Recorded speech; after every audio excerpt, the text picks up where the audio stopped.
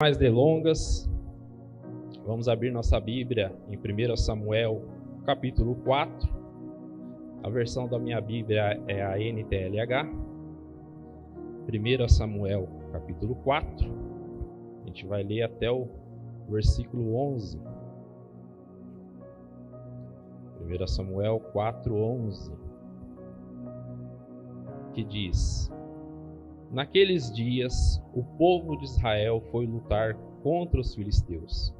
Os filisteus acamparam em Ebenezer e os filisteus em Efaca. Os filisteus se aprontaram e entraram na luta.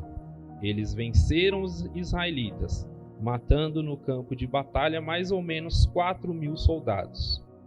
Quando aqueles que tinham escapado voltaram ao acampamento, os líderes do povo de Israel disseram: Por que é que o Senhor Deus deixou que os filisteus nos vencessem hoje? Vamos trazer de Siló para cá a arca da aliança, para que assim o Senhor esteja no meio de nós e nos salve de nossos inimigos. Então mandaram mensageiros a Siló para trazerem a arca da aliança do Senhor Todo-Poderoso, que se assenta no seu trono entre os querubins. E Ofni e Finéias, os dois filhos de Eli, vieram junto com a arca. Quando a arca chegou, os israelitas gritaram tão alto que a terra tremeu. Os filisteus ouviram os gritos e disseram: Escutem esses gritos no acampamento dos hebreus. O que será que aconteceu? Quando souberam que a arca da aliança do Senhor havia chegado ao acampamento hebreu, os filisteus ficaram com medo e disseram: Um Deus chegou ao acampamento dos israelitas. Ai de nós, nunca aconteceu uma coisa assim. Ai de nós, quem poderá nos salvar destes poderosos deuses? São os deuses que atacaram os egípcios com todo tipo de pragas no deserto. Sejam corajosos, filisteus, lutem como homens, ou seremos escravos dos hebreus. Como eles já foram nossos escravos. Lutem como homens. Assim os filisteus lutaram. Os israelitas foram vencidos e fugiram correndo para suas casas. E houve uma grande matança. 30.000 israelitas foram mortos. Então os filisteus tomaram a arca de Deus e Ofni e Finéias, os filhos de Eli, foram mortos. Pai, eu queria, Pai, agradecer a Ti, Espírito Santo de Deus, porque a Tua palavra, Pai, foi falada, Pai. E nesta manhã, Espírito Santo de Deus, eu peço, Pai, que o Senhor me dê graça, que o Senhor me dê bondade, que o Senhor me dê autoridade, Pai, a ministrar a Tua palavra, Pai. Que não seja eu ministrando, Pai, aqui, Pai, mas seja o Senhor falando, Pai, seja o Teu Espírito Santo falando à igreja, Pai. Abra, Pai, os nossos corações, Pai, para que a palavra penetre, Pai. Abra, Pai, os nossos ouvidos, Pai, para que nós possamos ouvir o que o Senhor tem a falar à igreja nesta manhã, Pai. Que o Senhor me use, Pai, como um canal do fluir da Tua glória, Pai. Que o Senhor cresça, Pai, e que eu diminua, Pai. Que eu só estou aqui, Senhor Deus, levando aquilo que o Senhor trouxe a mim, Pai. E que essa palavra, Pai, ela fale com a igreja, Pai. E que nós possamos sair daqui nesta manhã, Pai, transformados, Pai. Diferentes da forma que nós entramos aqui nesta manhã, Pai. Em nome de Jesus, Pai. Amém. O tema da minha mensagem nesta manhã é: Deus não é um amuleto. Deus não é um amuleto. E o que é um amuleto? O amuleto é aquilo que a gente acredita, às vezes, que se eu estiver usando ou que se eu estiver levando comigo, eu vou ter sorte, eu vou sair vitorioso, eu vou ganhar aquilo que eu quero. Então, naqueles dias, neste capítulo 4 de Samuel, os israelitas, o povo de Deus, eles perderam a luta contra os filisteus. E a gente vê que o pior deste capítulo não foi ter eles perdido a luta, mas sim ter perdido a arca da aliança, que é a presença de Deus. E essa geração de Eli Essa geração de Eli é um exemplo a não ser seguido, pois foi uma geração que pecou gravemente contra o Senhor. E por isso ele julgou. E qual foi o motivo pela qual essa geração perdeu a presença de Deus? Onde ela falhou? Ela falhou ao fazer da presença do Senhor apenas um amuleto. Ela não buscava o Senhor para adorá-lo. Quase ninguém mais ia a Siló, onde estava o templo. As pessoas já não estavam mais interessadas em irem à casa do Senhor e a buscarem a sua face, ou tampouco adorá-lo. Contudo, na hora das dificuldades, queriam fazer da presença de Deus uma espécie de amuleto que resolveria os seus problemas. Israel saiu à batalha e encontrou a derrota diante dos filisteus. E com medo de serem novamente derrotados, mandaram buscar a arca de Deus e a trouxeram ao campo de batalha. E tudo isso, querido, foi para se cumprir o que Deus havia revelado sobre a geração de Eli. Uma geração que perdeu a presença de Deus. Eles decaíram tanto que chegaram ao ponto que os sacerdotes, os filhos de Eli, estar envolvidos em prostituição na porta do templo de Deus. Essa foi a geração de Eli. E eu separei 5 pontos nessa mensagem que eu vou estar trazendo nesse capítulo 4, que Deus ministrou em mim. E o primeiro ponto é: Deus não é um amuleto, que está no versículo 3, que diz: quando aqueles que tinham escapado voltaram ao acampamento, os líderes do povo de Israel disseram: por que é que o Senhor Deus deixou que os filisteus nos vencessem hoje? Vamos trazer de Siló para cá a arca da aliança, para que assim o Senhor esteja no meio de nós e nos salve dos nossos inimigos. Então, os filisteus perderam essa primeira parte da luta e 4.000 israelitas foram mortos. Qual foi a atitude deles? A gente perdeu porque a arca da aliança não estava conosco, a presença de Deus não estava conosco. Então vamos até Siló buscar a arca da aliança, trazer a arca da aliança, trazer a presença de Deus, para que assim nós possamos sair vitoriosos. E trazendo isso para a prática hoje, para os nossos dias hoje, nós não fazemos diferente da forma que eles fizeram. Nós, muitas das vezes, nós buscamos a Deus para que Ele resolva tudo em nossa vida, como se Ele fosse um amuleto para nós. Às vezes nós perdemos algumas batalhas e nós falamos assim: Deus não está conosco, Deus não está dirigindo a minha vida. Não, mas Deus está sim, Deus está conosco. Só que a gente às vezes quer usar Deus como um amuleto. Não buscamos mais a Deus pelo que Ele é.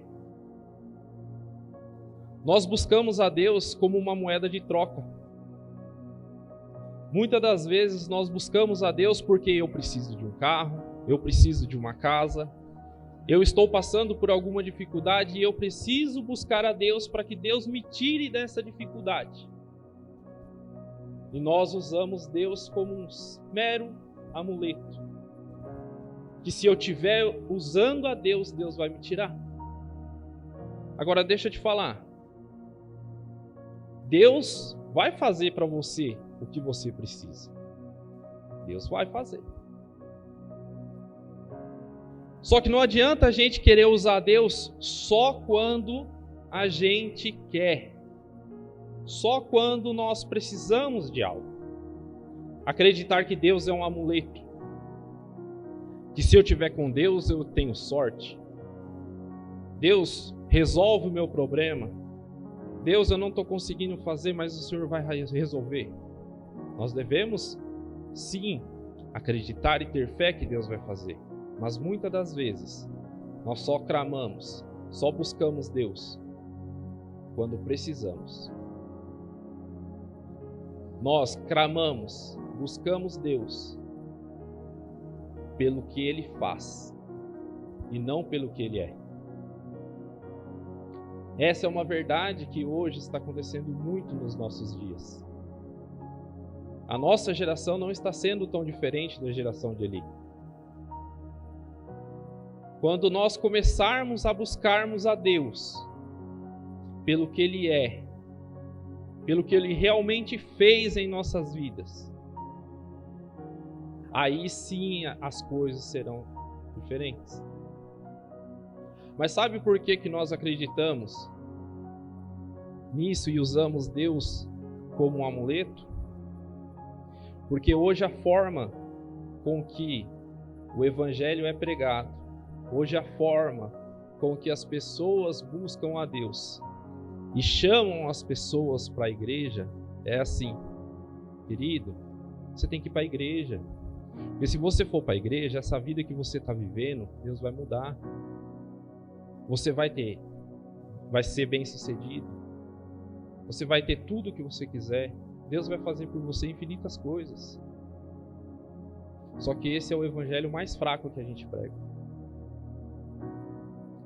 Quando nós pregarmos que para as pessoas virem para a igreja é como Romanos 3:23, que nós estávamos destituídos da glória de Deus. Nós seríamos todos mortos. Nós somos meros pecadores. Quando o evangelho for pregado dessa forma, e não de uma forma para ganhar pessoas, porque muitos aí fora, muitas igrejas aí fora, estão pregando para ganhar pessoas e não para ganhar almas. E dentro da igreja, ensinando as pessoas a usar Deus como amuleto. Quando nós pregarmos o verdadeiro evangelho, quando nós dissermos às pessoas que para você vir a Deus, você tem que vir porque se não fosse Ele ter entregue o seu filho naquela cruz por mim, por você, nós estaríamos mortos. E quem Deus é, não somente o que Ele faz, mas quem Deus é. E esta é a verdade pela qual precisamos de Deus, pelo que Ele é, pelo que Ele fez por nós. Estávamos mortos, e quando Ele entregou Jesus na cruz, por mim e por você, Ele trouxe vida. Se hoje nós estamos aqui, é porque foi pagado um preço de sangue. E o que nós fazemos com isso? Usamos Deus como um amuleto. Usamos a presença do Senhor como um amuleto. Que eu só entro na presença de Deus quando eu quero alguma coisa, que eu só entro na presença de Deus quando eu preciso de algo. Por isso que eu digo que essa geração não está tão diferente da geração de Eli.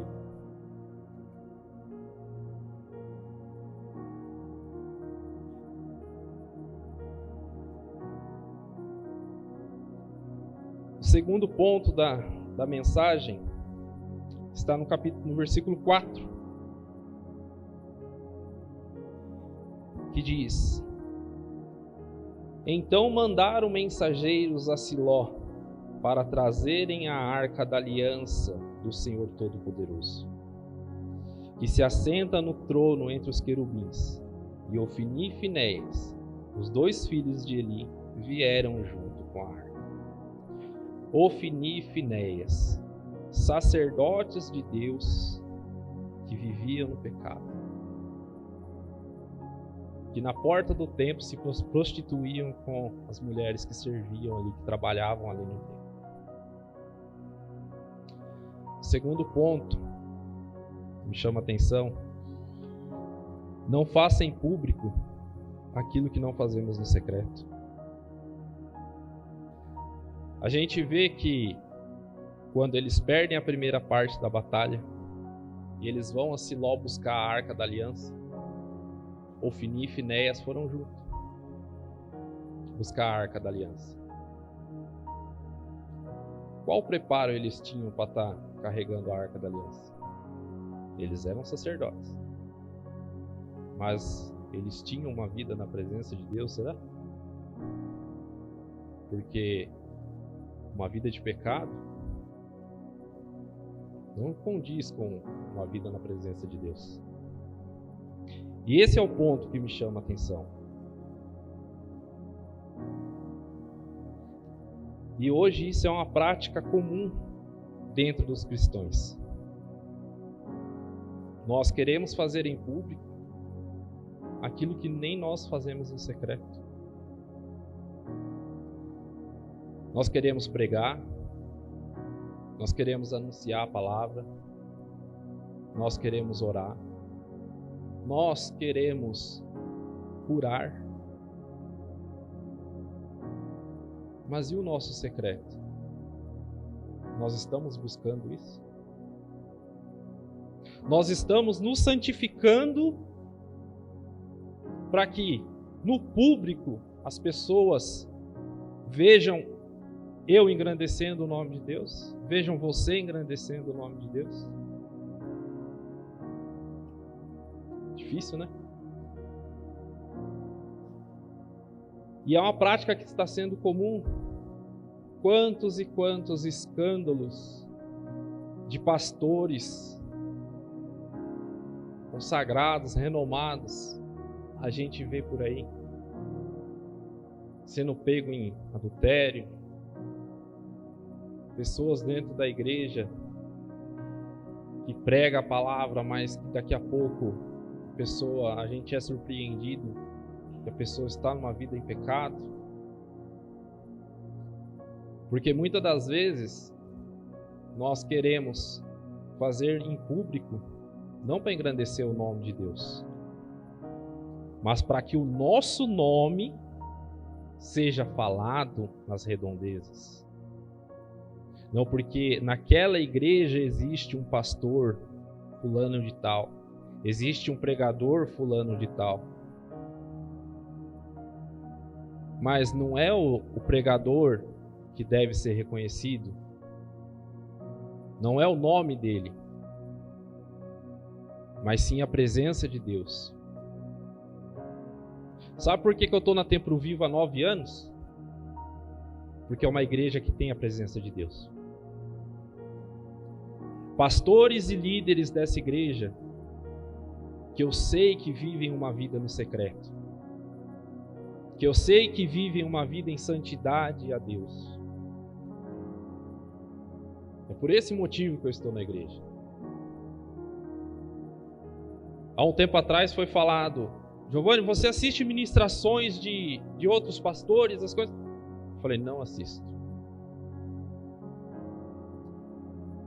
Uma que eu acredito numa verdade, que o evangelho ele não é um restaurante, aonde eu estou dentro de uma igreja e eu começo a comer da palavra que está sendo pregada, e a partir do momento que eu não gosto da palavra, eu vou para outro lugar para consumir a palavra que eu quero. Essa é a primeira coisa que eu acredito. E a outra, eu não conheço a vida dessa pessoa, não sei como é que está a vida dessa pessoa.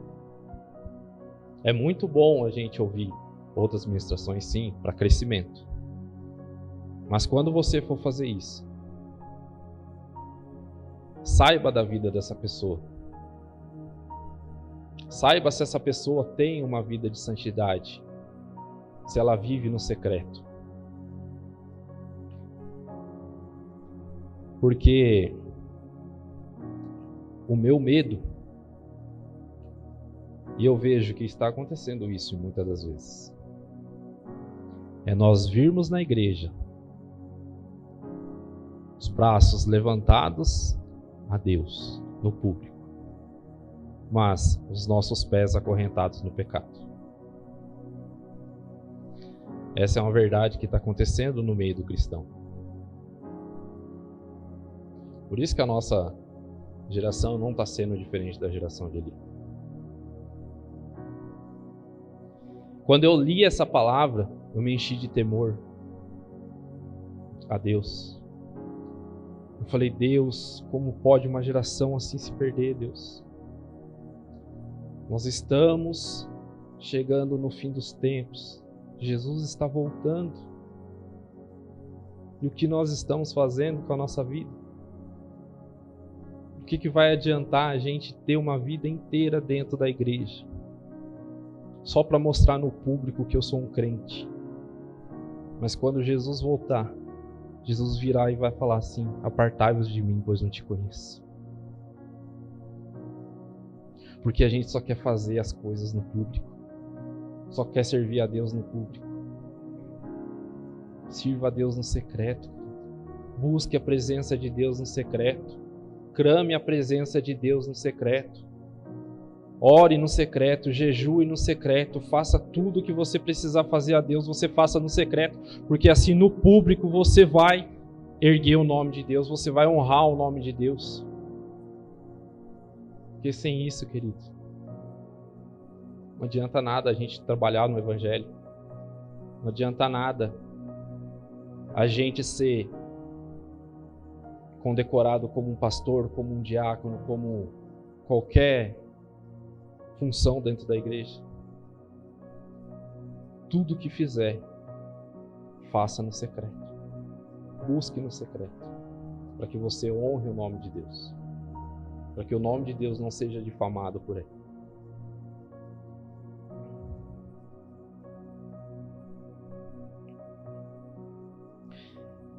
E hoje no nosso meio é difícil a gente ver cura.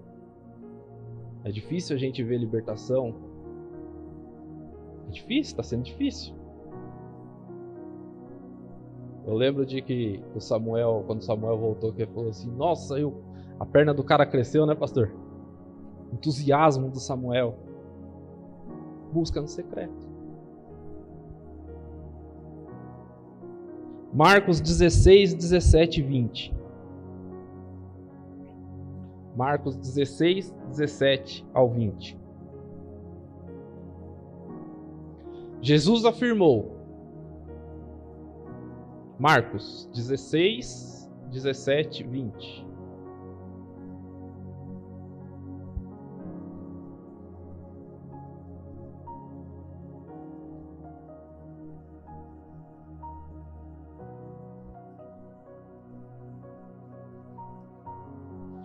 Aos que crerem, será dado o poder de fazer estes milagres: expulsar demônios pelo poder do meu nome e falar em novas línguas. Se pegarem em cobras ou beberem algum veneno, não sofrerão nenhum mal. E quando puserem as mãos sobre os doentes, estes ficarão curados. Depois de falar com eles, o Senhor Jesus foi levado para o céu e sentou-se ao lado direito de Deus. E os discípulos foram anunciar o Evangelho por toda parte. E o Senhor os ajudava, e por meio de milagres, provava que a mensagem deles era verdadeira. Mas sabe, essa mensagem vai ser verdadeira quando nós buscarmos no secreto. Aí nós vamos ter poder para curar. Nós vamos ter poder para orar, poder para expulsar demônios. Mas enquanto nós estivermos só fazendo no público, não adianta você pôr a mão na cabeça de ninguém. Que é perigoso o demônio bater no você. Amém?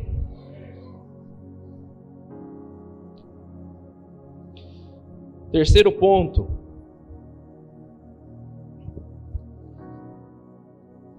Capítulo 4, versículo 10 até o 11. Assim os filisteus lutaram. Os israelitas foram vencidos e fugiram correndo para suas casas. E houve uma grande matança. 30.000 israelitas foram mortos. E então os filisteus tomaram a arca de Deus. E Ofni e Finéias, os filhos de Eli, foram mortos.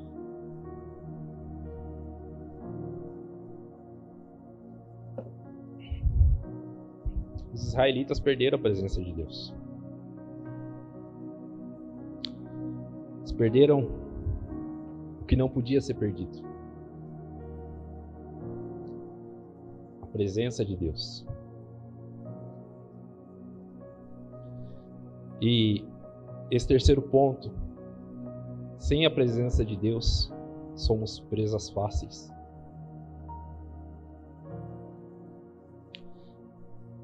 E nessa geração,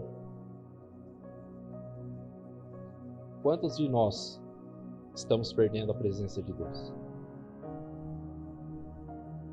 Quantas pessoas a gente está vendo ir a passos largos ao inferno? Pessoas dentro da igreja. E quando a gente perde a presença de Deus, nós somos uma presa fácil ao diabo. Quando a gente perde a presença de Deus, você não tem um protetor, você não tem um escudo que vai te proteger das setas do inimigo. Vai ser fácil para o diabo levar você. Vai ser fácil. Deixa eu contar para vocês a minha vida antes de conhecer a Deus e entrar na presença do Senhor. Eu sempre fui uma pessoa, desde a minha infância, eu não acreditava em Deus. Eu detestava cristão e não gostava de católico. Eu era dessa forma. Não ia na igreja. Minha mãe e minha família é uma família católica na cidade. Minha mãe me empurrava. Giovanni, você vai para catequese. Não vou, não gosto. Não gosto de Deus, não gosto de crente. E por isso eu sempre fui para o lado errado das coisas. Já me envolvi em roubo. Já me envolvi em prostituição. Já me envolvi em adultério. Beber, então, bebia, briga. Eu não era bom, não. Não era bom. Nunca fui bom. Antes de conhecer Deus. Às vezes eu sento lá em casa, na mesa, e nós conversamos. E eu falo muito como eu tenho 2 filhos, eu falo muito pro Mateus, que é o mais velho. Ele tem 7 anos. Eu falo para ele assim: se hoje você vê o pai de uma forma, antes o pai era de outro. Então, eu tento hoje lutar o máximo que eu consigo para não sair da presença de Deus. Porque o dia que acontecer alguma coisa e eu sair da presença de Deus, eu vou ser uma presa muito fácil para o diabo. O diabo conhece o nome de cada um. E se nós sairmos da presença de Deus, nós vamos ser arrastados por ele. Vamos ser arrastados. E a nossa vida vai ser trucidada.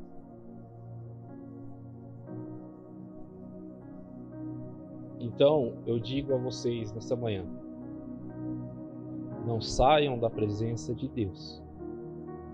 Estejam na presença de Deus.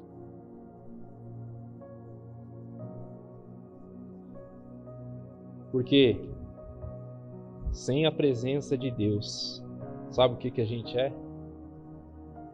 Mortos vivos aguardando o enterro. Apenas isso. Somos apenas mortos vivos que estamos aguardando ser enterrados. E eu não quero ser reconhecido dessa forma. Eu quero ser reconhecido como um morto que, quando conheceu a Deus, viveu novamente. E é nisso que nós temos que acreditar, e é por isso que nós não devemos sair da presença de Deus. Nós estávamos mortos, e Deus nos trouxe vida. Nós temos que vigiar, nós temos que orar, por isso que nós devemos ter uma vida no secreto com Deus. Porque senão a gente sai da presença de Deus. E hoje está sendo fácil a pessoa sair da presença de Deus. Eu vou sair da presença de Deus porque o irmão ali não me cumprimentou. Eu vou sair da presença de Deus porque Deus não está me dando aquilo que eu quero. Você está usando Deus como um amuleto. A partir do momento que buscar a Deus pelo que Ele é, você vai entender Deus na sua vida. E nunca você vai querer sair dessa presença. Por isso que eu luto todo dia. Ser um cristão não é fácil. O diabo coloca as coisas na nossa vida todo dia.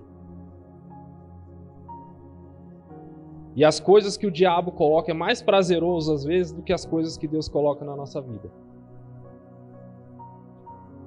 Porque Deus confronta o nosso caráter. Já o diabo levanta o nosso ego. E é fácil sair da presença de Deus. Se nós não tivermos uma vida no secreto, não tivermos uma vida de oração, não tivermos uma vida de santidade, não tivermos uma vida reconhecida no que Deus é e o que Ele fez por nós, saímos da presença de Deus como no estalar de dedos.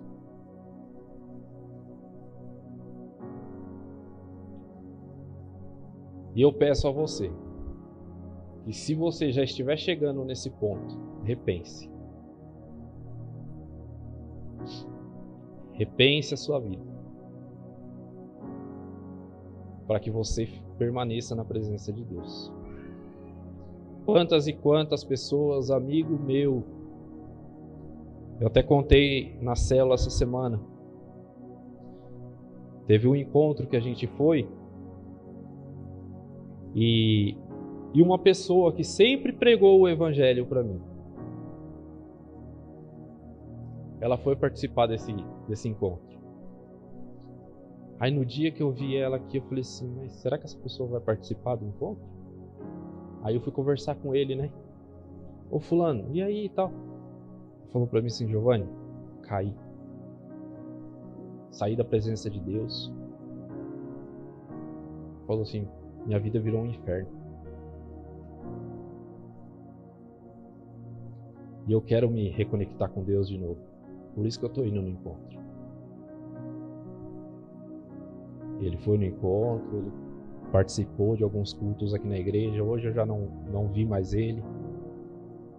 Mas, para você ver, ele pregava o evangelho para mim. Ele me chamava para vir para a igreja. Ele pregou a palavra para mim. Mas por um descuido, ele saiu da presença de Deus. Então eu não sei como está a vida dele hoje, que eu não vi mais ele. Mas pensa que triste você entregar uma vida a Deus e do nada você está andando junto com o pecado. É triste.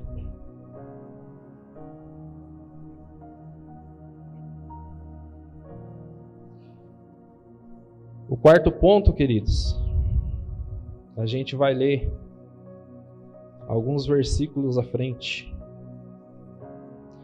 Capítulo 4, versículo 19. Capítulo 4, versículo 19.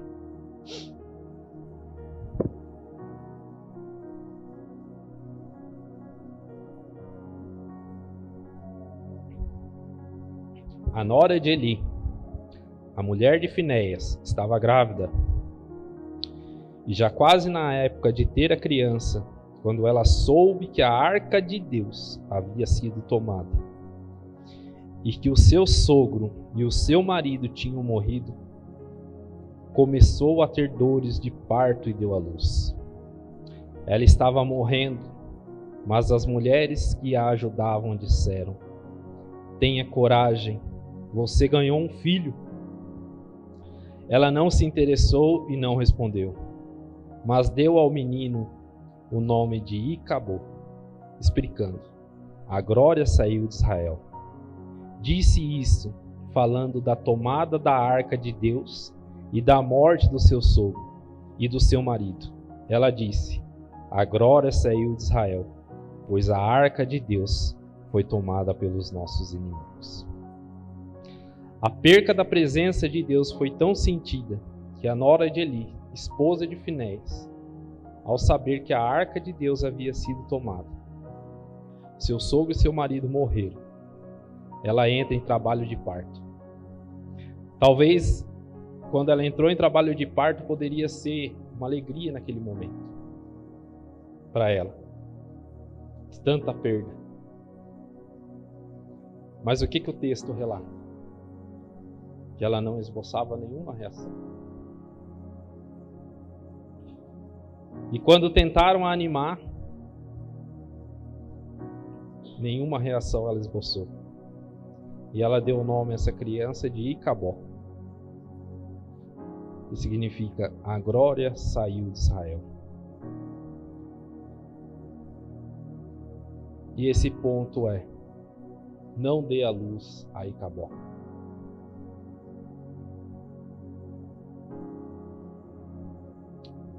Quantos de nós aqui já estamos quase dando a luz a Icabó? Deixando que a glória de Deus, deixando que a presença de Deus esteja saindo da nossa vida.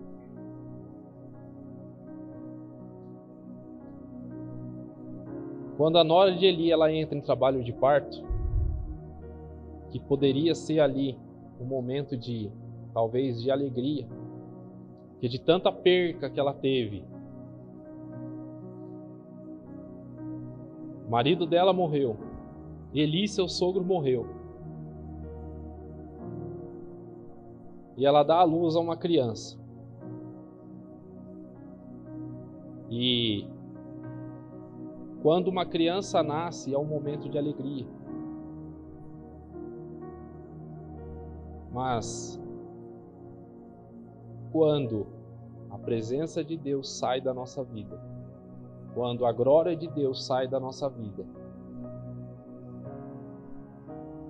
nada nos transforma alegres mais. Vai ser muito difícil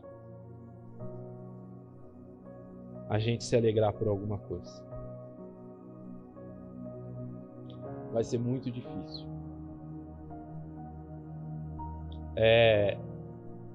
Quando nasceu o meu segundo filho, a gente estava bem preocupado, porque no primeiro, a Rita ela não teve leite no peito para dar pro Matheus. E dessa vez a gente também não pagou, não queria pagar o quarto, a gente ia ficar pelo convênio normal mesmo. Só que no dia que ela foi ter o Marcos, eu pude sentir a presença de Deus no hospital, desde a hora que a gente entrou até o último dia que a gente ficou no hospital. A gente buscou uma vida de santidade, de santificação. E quando nós estamos na presença de Deus e nós não deixamos sair a presença de Deus, tudo conspira ao nosso favor. E eu lembro que tinha um rapaz que ele estava trabalhando lá fazendo uma obra no hospital. O hospital de Extrema estava em obra. Ele passou assim e falou assim para mim: calma, filho, Deus está com vocês aqui. Aí ele passou de novo, voltou, e ele falou assim: eu não sei porquê, mas toda vez que eu passo aqui eu tenho que falar com vocês. Aí ele falou assim: a presença de Deus vai estar lá com vocês. E eu fui ver o parto. Aí quando eu cheguei na sala lá de cirurgia, eu nervoso, com medo, eu senti, querido, a presença de Deus fortemente naquele lugar. E Deus usando ali aqueles médicos, Deus usando ali aquela pessoa que faz anestesia, anestesista, e aquele anestesista ali falando comigo, falando com a Rita com calma, transparecendo Deus falando com a gente. E quando meu filho nasceu foi um momento de alegria, de muita alegria, porque eu soube que eu estava na presença de Deus. Agora eu fico pensando nessa mulher, que talvez a alegria dela poderia ser recompensada com o nascimento do filho dela. Mas quando a presença de Deus vai embora, dificilmente nós nos alegramos. Aí sabe aonde nós iremos buscar alegria? No pecado. Nas bebedeiras, na prostituição. Porque vai ser nesse momento que o diabo vai te dizer aqui, ó, esse é o banquete que eu tenho para te oferecer. Se a glória saiu de você, se a glória de Deus não está com você, o diabo faz assim, ó. Esse é o banquete que eu vou te dar.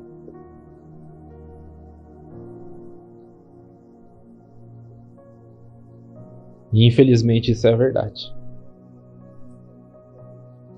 E a gente vê que muitos por aí já deram a luz aí em Cabó, ou estão quase dando a luz aí em Cabó. E no seu íntimo você sabe como que você está. No seu íntimo você sabe se a presença de Deus está com você ou se a presença de Deus está saindo de você. No nosso íntimo, nós sabemos como que nós estamos com Deus. E o último ponto.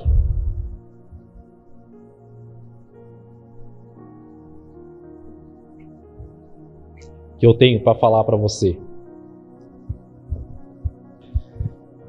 Projeta para mim 2 Samuel 6:12.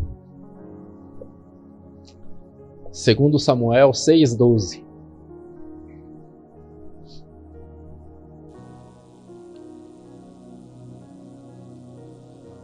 O rei Davi soube que, por causa da arca, o Senhor havia abençoado a família de Obed-edom. O que a arca significa? Presença de Deus. E tudo que ele tinha. Então tirou a arca da casa de Obed-edom e com uma grande festa levou para a cidade de Davi. Eli, a geração que perdeu a presença de Deus, e foi a geração que perdeu a presença de Deus. Mas Davi foi a geração que trouxe a presença de Deus. E esse último ponto é: volte à presença de Deus. Volte à presença de Deus pelo que Ele é, não pelo que Ele faz. Volte à presença de Deus não como um amuleto, não pelo que Ele pode fazer por você. Ele vai fazer. Mas reconheça a Deus o que Ele é. E decida voltar à presença de Deus.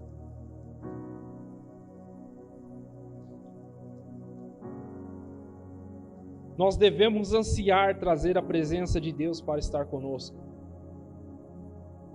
Nós devemos ansiar isso, viver na presença de Deus.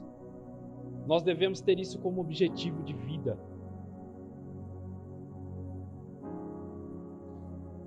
Davi anseia pela presença de Deus em Jerusalém. Mais do que prestígio, Davi anseia por Deus. Mais do que reconhecimento político, Ele quer a presença de Deus. Por isso ele enviou esforços para trazer a arca para Jerusalém. Davi compreende que Deus é melhor do que as bênçãos. Ele tem consciência que a sua maior necessidade e o maior privilégio que o seu povo pode desfrutar é a presença de Deus. Esse é o nosso maior privilégio. Desfrutar da presença de Deus. Se nós estamos reunidos, congregando como igreja, é porque nós estamos ansiando a presença de Deus. Desfrutar da presença de Deus pelo que Ele é, pelo que Ele realmente é. Deus é único, Deus é grandioso, Deus é o nosso alfa, o nosso ômega, o nosso princípio e fim. Deus é isso em nossas vidas. Deus é quem dá a vida, Deus é quem tira a vida, Deus é quem faz. Mas nós devemos buscar a Deus pelo que Ele é.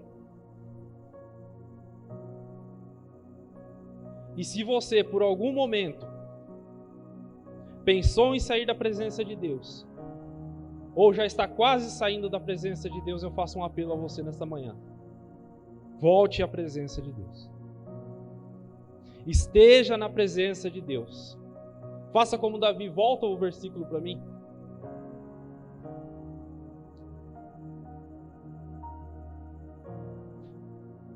A nora de Eli, ela teve tristeza. Ela deu o nome a Icabó, a criança, porque a presença de Deus tinha ido embora. Mas Davi, quando traz a presença de Deus, o versículo diz, com uma grande festa,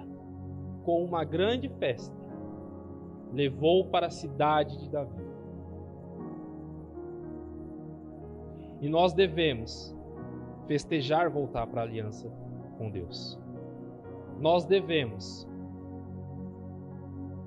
estar unidos com Deus.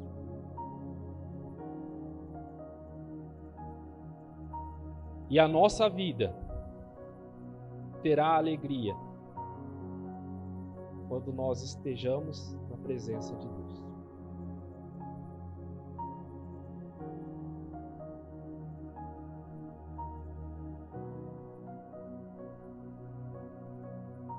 Essa palavra, querido, eu creio que é uma palavra de alinhamento ao nosso coração. Como eu falei, quando eu comecei a ler, quando eu comecei a meditar nessa palavra, Deus me encheu com um temor tão grande. E se por algum dia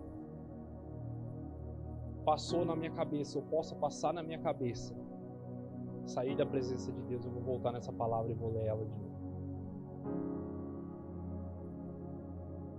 Nós não podemos ser a geração como essa geração de Eli, uma geração que irá perder a presença de Deus. Nós não podemos ser uma geração que iremos usar a Deus como um amuleto, como um resolve tudo. Deus, vai lá e resolve isso aqui para mim. Usando Deus como uma moeda de troca, como barganha. Nós devemos ser a geração que tem a presença de Deus, que tem uma vida no secreto, que tem uma vida no público e que essa vida ela é engrandecida por Deus, que honra a Deus. Nós devemos ser a geração que anseia a volta de Jesus, uma geração que anseia estar com Deus, uma geração que anseia ver os milagres de Deus. Nós devemos ser essa geração.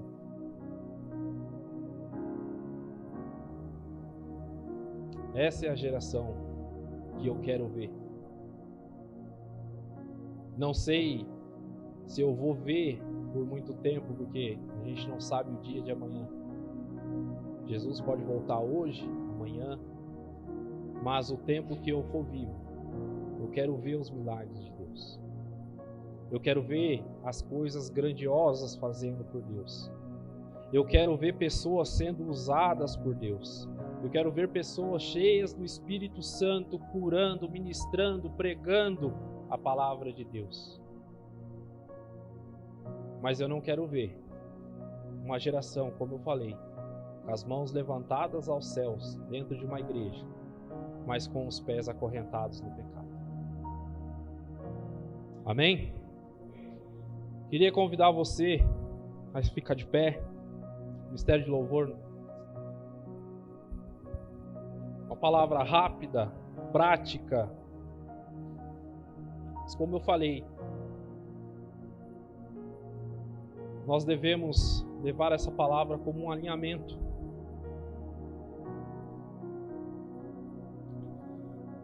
E não sairmos da presença de Deus.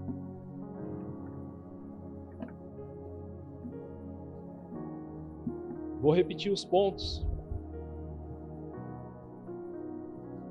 Deus não é um amuleto para que nós usemos ele quando necessitamos ou precisamos apenas. Não faça em público aquilo que não fazemos no secreto. Busque no secreto e Deus te recompensará. Sem a presença de Deus somos presas fáceis. Não dê a luz a Icabó. Não deixe a glória sair da sua vida. Não deixe a presença de Deus sair da sua vida. E o quinto, volte para a presença de Deus. E nesta manhã, Deus está chamando pessoas que por algum motivo ou já saíram da presença de Deus, ou já estão quase saindo da presença de Deus. Deus está querendo alinhar o coração seu